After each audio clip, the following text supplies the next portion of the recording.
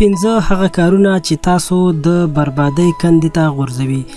سلام او مینه قدرمنو دوستانو، د هر څه مخکې زموږ چینل خامخا سبسکرایب کړئ چې تاسو ته همدغسې ښایسته ویډیوګانې جوړې کړو او تاسو ترې ګټه واخلئ. دوستانو په دې ویډیو کې تاسو سره د 15 هغه کارونو په اړه معلومات شریکوم چې دا کارونه تاسو د بربادۍ کندې ته غورځولی شي. ویډیو تر اخره وګورئ. اول، د وارخطایۍ او شکونو یوځای کیدل.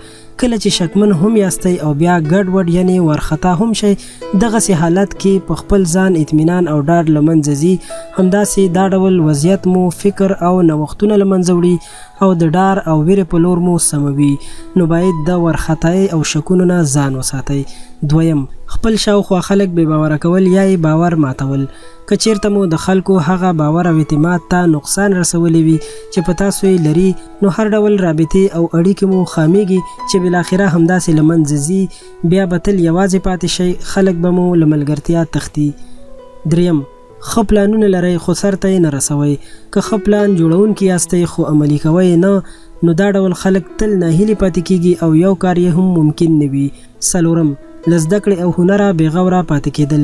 د ځینو هغو شیانو چې په ژوند کې رښتیا هم ډېر مهم او ضروري دي، لکه علم او د دې ترڅنګ نور مهارتونه او زده کړې، په دې اړه ناخبره او بې پروا پاتې کېدل به مو د بلا تر کندې وغورځوي او تقریبا ژوند به مو په تیارو کې ډوب کړي. نو له داسې کارونو ځان وساتئ او د زده کړو او هنر نه بېغوره مه پاتې کیږئ. پنځم، وخت ته پام یا احترام نه کول. که وخت ته پام او سم یې استعمال نه کړئ، نو احمق او نادان در څخه جوړیږي. تل به په نن او سبا کې پاتې یئ چې بالاخره هر څه به وبیلئ، نه به هغه وخت بیا راشي او نه هغه فرصت. له وخت څخه سمه ګټه اخیستل یو چانس وي. دا 15 شیان زما په نظر ډیر زیات مهم وو.